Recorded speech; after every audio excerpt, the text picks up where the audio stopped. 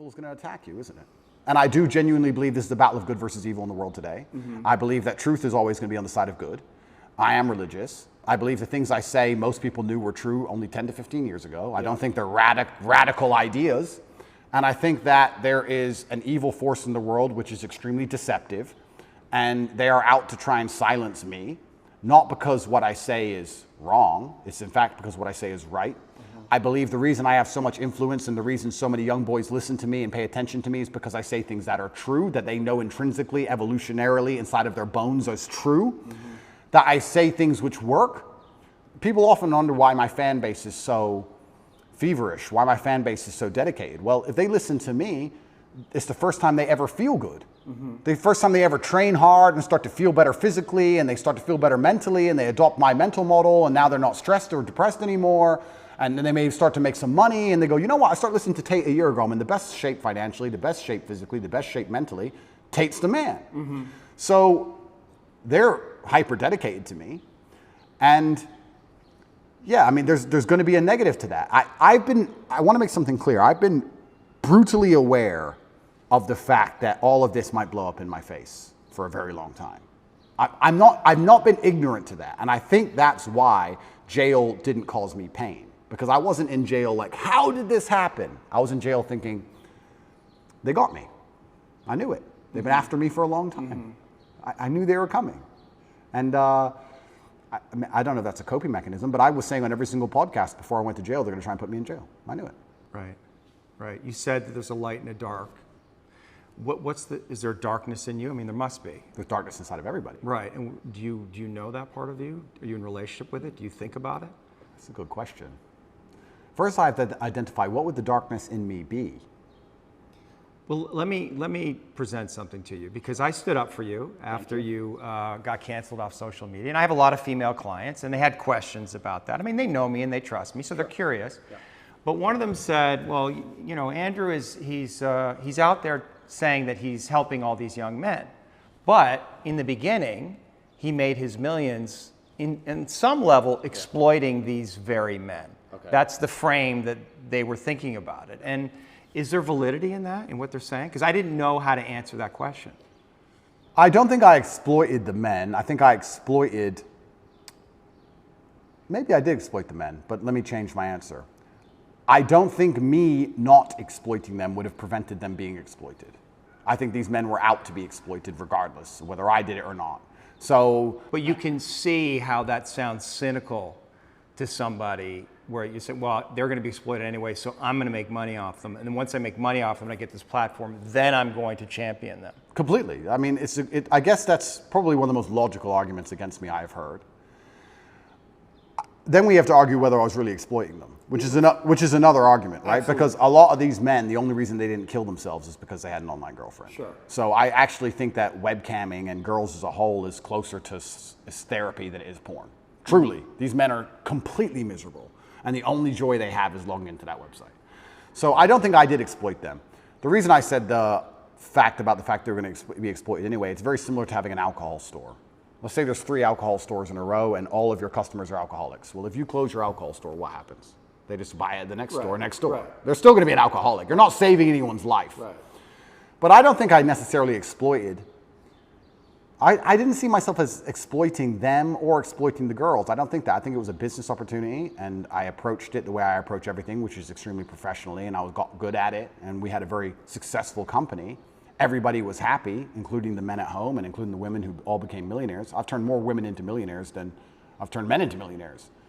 So, but maybe that's the reason they're coming after you, because they feel in that a contradiction, and they're not buying your story, right? They don't believe it. They're like, oh, this is an act. He's not genuine. He's actually out for himself, right? Well, and so that's the place that they want to get you, because there's definitely an energy out there. They want to get you. Oh no, they're out to get me. Yeah. And I don't think that's the reason why, though. Well, depends who we're talking about. Yeah. But we're talking about the Matrix. I understand why and you've talked about that a lot in podcasts. We could talk about that, you know, because you are speaking a lot of truth, and you're confronting all the lies in the culture, and you're speaking against the most powerful forces in the world. But individual women, let's say, they're going to look at what you're doing, a lot of them, and And a lot of them, you know, they're completely insane, and they're looking at these little clips, and they're distorted in their own feminism, and maybe unconsciously they can't reconcile to the fact that they would actually want a man like you. I think that's a lot of what's going on. It's like projection. I'd agree with that. You know, nevertheless, there is an energy that's like they want to get you. They want you to be punished in some way. Yeah. And so, like, how do you, like, what do you do with that? How do you deal with that? Like, how do you answer to that? Like, if that woman was sitting here, what do you say to her? Yeah, I would say that her argument to a degree is a logic fail. Let's take it away from webcamming. It's a female. Logic. Don't be a misogynist. There's your blind spot right there. Don't be a misogynist, but that's like saying because... Well, it's not misogyny. You know? No, of course, but that's like saying because you've ever eaten a steak, you don't care about animals, effectively. Right. What she's saying is because he had a business in which some man may have felt exploited at some point, he doesn't care about humanity, which is a logic fail. Yeah, I understand. So that's not valid. What I have found in my experience often is that many women who seem to dislike me, after they meet me, don't dislike me anymore. Mm-hmm. I think the energy which they find repulsive over a screen or affects them emotionally over a screen, they end up liking in person. I think hate and love are actually very close to each other. And I've had women who scream how much they hate me at the screen, and then they meet me and they're literally in love with me. Well, you're a nice guy. Of course.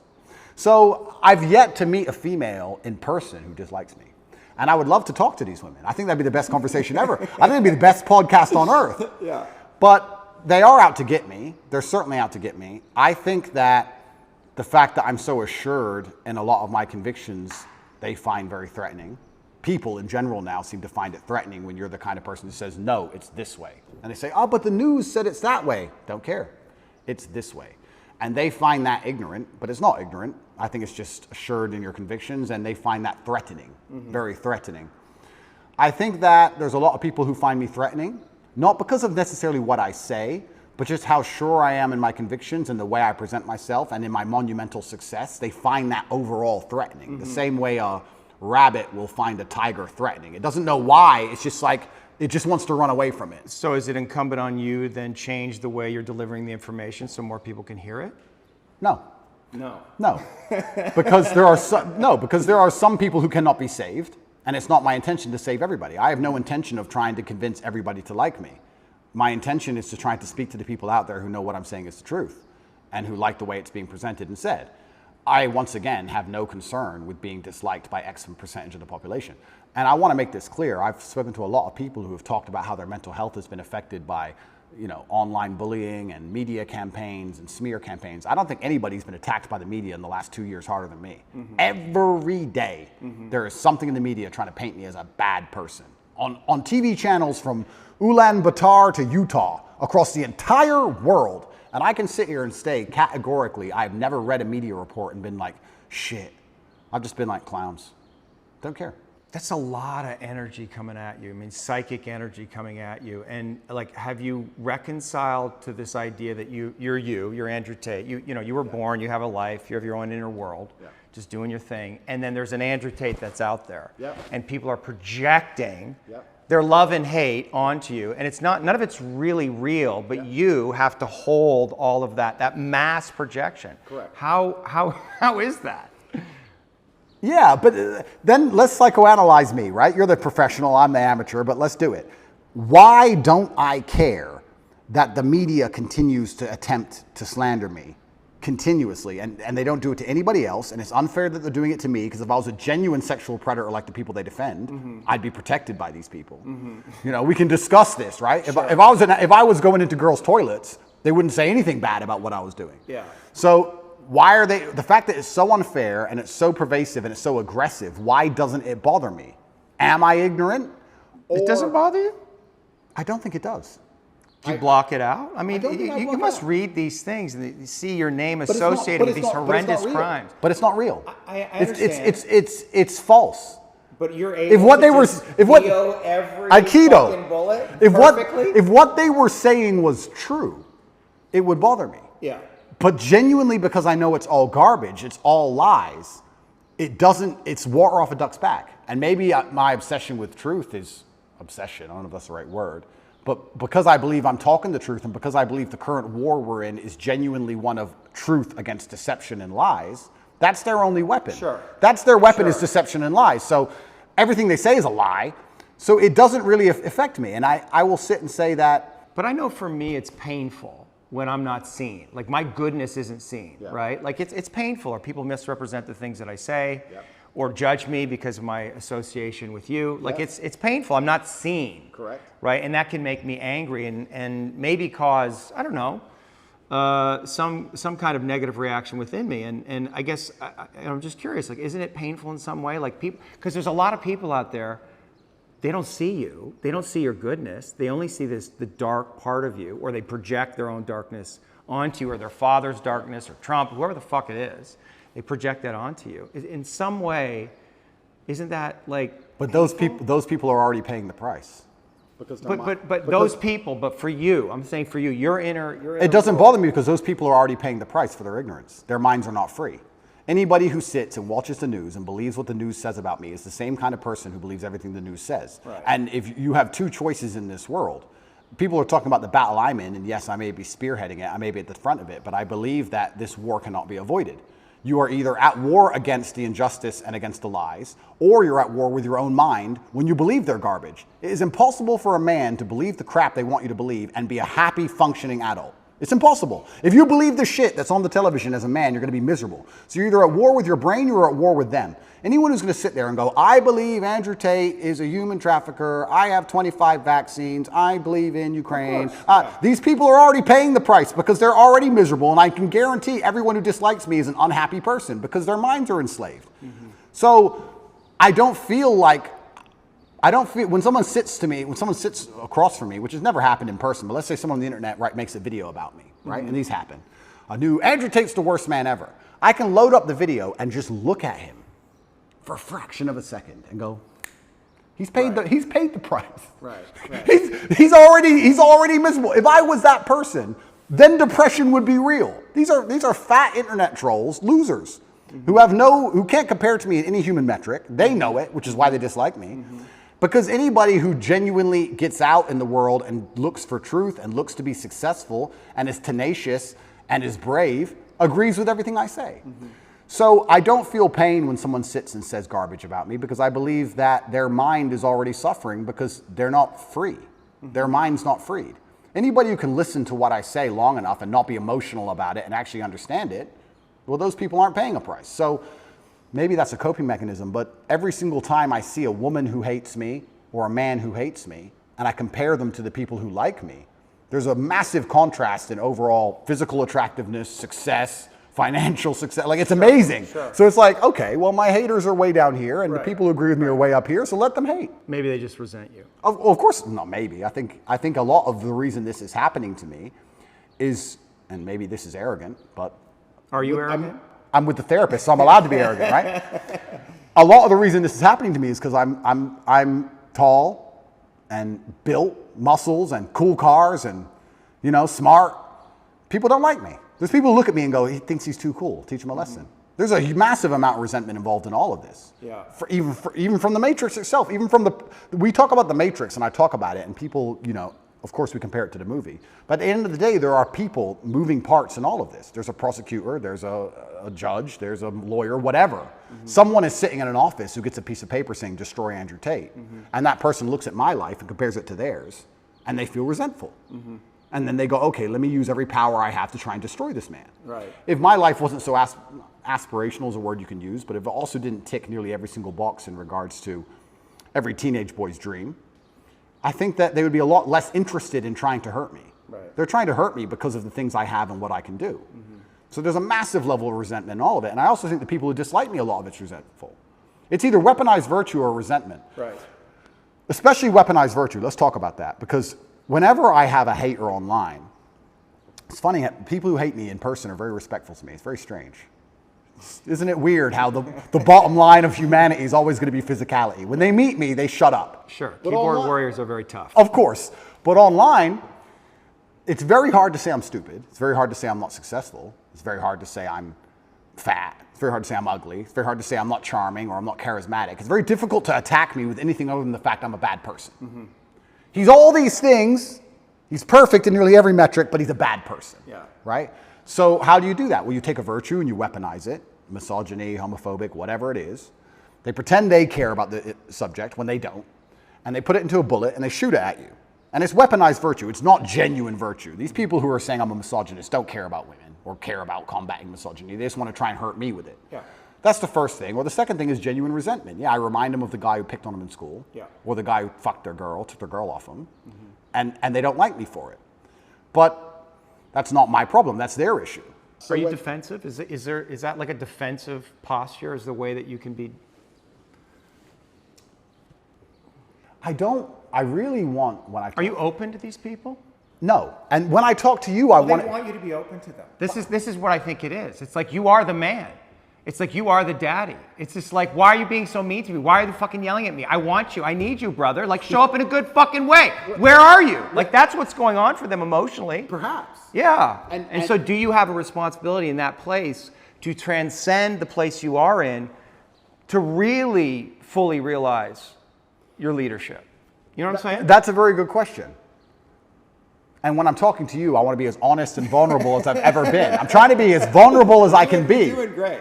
But also, so let's talk about these people who resent me the most, or these people who disagree with my message. What's it like for you to be vulnerable? What's that word even mean to you? How do you relate to that word of vulnerability? That's a really good question. I don't know. I don't know how I relate to the word vulnerability. Well, you are vulnerable.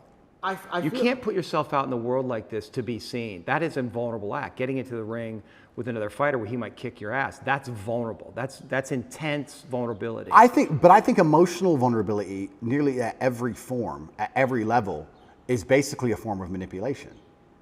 So maybe that's just how you experienced it growing up. Perhaps. Was your mother emotionally manipulative? No. But if a girl cried in front of me, I'd believe she'd be trying to get an out. I don't think it's just because she feels bad. I think it's because she's trying to get a reaction from me. And I think when men cry to their wives or whatever, a lot of it is trying to inspire sympathy from her. I think a lot of emotional vulnerability to a degree I would argue that is all manipulation. Like then that would indicate that in some way that you are manipulating. We all manipulate each other. Well, that's what I'm saying. So if you're seeing manipulation in others, that must also exist in you. And I guess that's the question. Is there a way, right? Like, can you actually not be manipulating? And manipulating is a strong word. It has a negative connotation, but like in some sense trying to control. Because one of the things that I find in this conversation, right, it's like, I mean, I actually think you're going along with my line of questioning really well. Like, you're not trying to control everything, but there is a way, right, that you have a tactic. You're trying to control things. You're trying to get away from something. You're trying to control the conversation on some level. Of course. But what if you gave that up? Well, okay. Give it up. Give it up. I'm trying. I'm trying to be as vulnerable as possible. But when like just the idea of it, right? Like what would happen if? Let's do it. I'm trying my very best. Old habits die hard. But don't worry about the result. Just ask yourself the question, like what would happen if you let go of trying to control everything? Just feel into what that would feel like. But that goes back to the point about what vulnerability is, because I don't think humans are as emotionally incontinent as they pretend to be. And I believe that when you truly feel pain or truly feel trauma or something really bad happens to you, the result to that is usually silence. I don't think you talk very much at all. So you ask me, what is it like to be vulnerable? Well, to me, that's not crying. That's not... I think when anyone's doing that, 99% of the time, it's a manipulation tactic, I believe, personally. Maybe that's just my personal experience. But yeah... Maybe, but I think especially with men, I think it's a manipulation tactic when they try and show too much emotion, and women do it as well. And I don't react very well to it. If someone were to sit in front of me and start bawling their eyes out, it's very hard to elicit sympathy from me for that reason. I feel like you get sympathy from me by sitting and explaining to me why something bad happened to you in a logical, calm, stoic manner. If someone starts crying in front of me, I feel like they're trying to manipulate me, and I don't buy it. Or maybe you judge it in them because you judge that in yourself. Perhaps. I mean, it's my human experience, right? And it's my bias. Right. But I'm trying to think of the very few scenarios in which I would ever cry. And I'm thinking, would it genuinely be because I feel so much pain, or if I think it could benefit me or help me? Would I be trying to manipulate somebody? Now, that's not something I'd ever do because it's not my personality and mental frame. But crying is just a physiological reaction to express pain and grief that allows us to release this and to come back to homeostasis. It's manipulation. Well, it can be. It's don't attack me But anymore. it's also a physiological response. Oh, completely. But it's don't attack me anymore. It's I'm the victim, don't attack me Can anymore. be. Yes, I cheated on you. Don't. It's a shield. And so when we talk about what does vulnerable mean, I feel like I'm being vulnerable now when I'm explaining things extremely logically. You are. That's as vulnerable as I can be. I cannot be the kind of person who's going to cry. But once again, this is my mental model. I haven't instilled. But is that what it means? Vulnerability, cry? I guess vulnerability. What about admitting your weaknesses? I'll admit my weaknesses What right are now. your weaknesses? Then this is so interesting because I will tell you. No, it is because I'll tell you I'll admit my weaknesses, and I will. But now I have to try and identify some because in my mental framework I don't have weaknesses. Right. So now it's like, okay, I am prepared to admit where I'm weak. Where am I weak? Well, I've tried so hard for so long to make sure I'm not weak anywhere. And if I am, I've compensated so heavily in some other way, I don't fail. So it's like, where am I weak? I'm that guy who does not fail. It doesn't matter what scenario anybody's life is in. It doesn't matter if you get dumped into jail. It doesn't matter if you're going into war. It doesn't matter if you're bankrupt. Whatever it is, if someone says Tate's on your side, you feel good. Oh, Tate's here.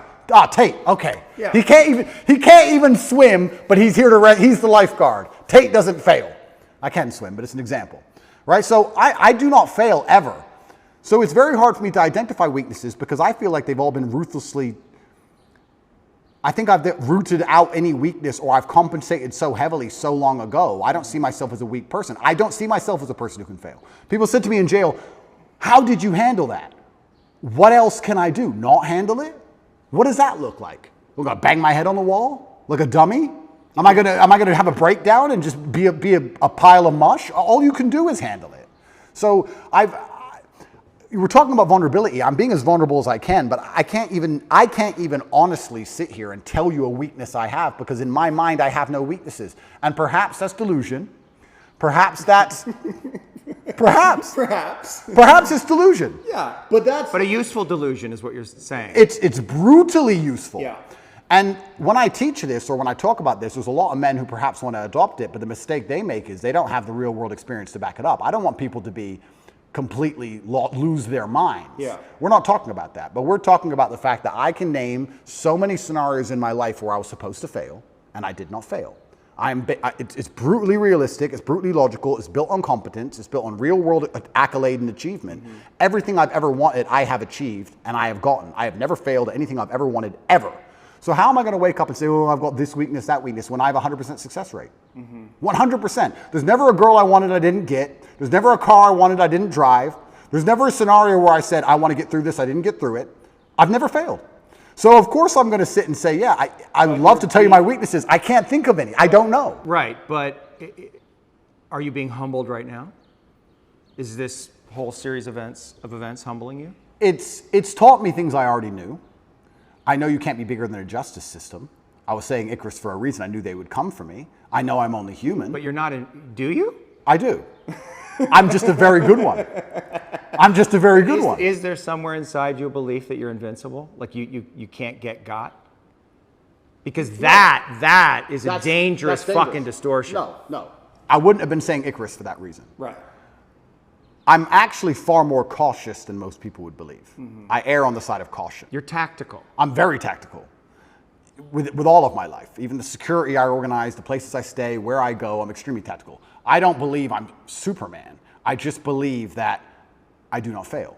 And because you have no weaknesses, doesn't mean you can't lose, right? You can be strong in all realms and still lose.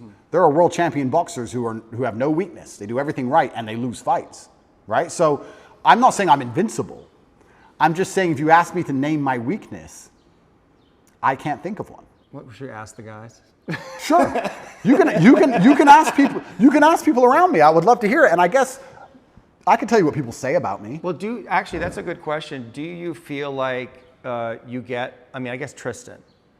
But you get honest reflection? Can you trust the reflection? Because you're at the center of this kind of empire, and you have all of these friends. Yeah. But can you trust the information that's coming to you from anyone? Because everybody's. I mean, I'm here in some way from my own self-interest, right? Yeah. And the fact that you trust me it was interesting to me. You let me in your house. So I assume that you have some kind of instinct about it. Yeah. But that must be hard, like to trust. I get a lot of feedback, and it all goes into a big pile, and I listen to every word that's said to me. I'm not the person who's beyond reproach. Everyone I work with, a lot of people have said things to me, and I'm told about myself quite often. Yeah. And I put it all in a pile, and I analyze every single word carefully. I ignore most of it, but I do listen to it. And I guess the number one bad or negative thing that people will say about me who know me is they may say I'm very insensitive. I hear that sometimes, usually from women. You're insensitive. I'm insensitive because I think once you become a ruthless problem solver, you come across to a degree as insensitive. We have this big issue and everyone's crying. Okay, stop crying, fix the issue. Right. You have to be insensitive. Okay, what are you crying about? Let's fix that. Right. Well, you know that's wrong. Well, a lot of people want to vent. They don't want to fix the problem. They want to Well, cry. they just need you to be with them and say, I and understand, here you are, exactly. baby, I love you. Completely. You're rolling your eyes. Yeah, but that's what I'm saying. So when you become a ruthless problem solver, Right. you become to a degree insensitive. Now there are some scenarios which that doesn't work, right? There's some problems you can't fix. The death of a loved one, that's different. Yeah. But if people are crying about something which is very fixable, it's very difficult for me to be interested in their crying. And I'll tell you why. Because if I have a set standard for myself, if I wouldn't allow myself that luxury, it's very hard for me to give it out to everybody else. If I don't allow myself the luxury of being incompetent because of an emotion, then it's very hard for me to look at others and go, well, you're allowed to be incompetent because of your emotions, and you're allowed to be incompetent because of your emotions, and I'll just deal with the struggle of never being incompetent ever, regardless of how I feel. If I have standard for myself, I'm going to implore my standard or imply my standard on others, and if they don't meet that standard, then they're going to call me insensitive. What would you have to give up to become more sensitive, particularly to your women? I'm a very sensitive, romantic, nice man. Yeah. In general, I'm actually a romantic man. I get called that a lot. No one calls me cold. Right. It's different. You're loving? Completely. But when it comes to problems especially, Right. can be insensitive. You default to problem solving. Absolutely. And that's not what they want. What's the issue? They want you to just understand and hold them. They want to cry about the problem a while. And time is time is money. Time is money. I'm like, okay, yeah. Boom, boom, fixed. Right. No, but you don't understand. Da, da, da. I do understand. Now it's fixed. Shh. Next. Like, Right. I think that's just competence. And I think that's genuinely, I think most men are kind of like that. Perhaps I'm just hyper like that. Yes. So I get called insensitive sometimes. What else do people say negative about me? This is Are interesting. you arrogant? Well, the difference between arrogance and reality is just competence, isn't it? Say that again? The difference between arrogance and a healthy grasp of reality is only going to be the competence of an individual. That's one way of looking at it. But If I can kick the fuck out of everybody, for example, and I say I can kick the fuck out of everybody, am I arrogant? Not necessarily. It depends on the kind of energy of it, right? But I mean, one might say that arrogance hides insecurity. Like, are there places where you're insecure? That's another very good question, but let me think about this for a second and answer it, because these are questions I've never been asked before.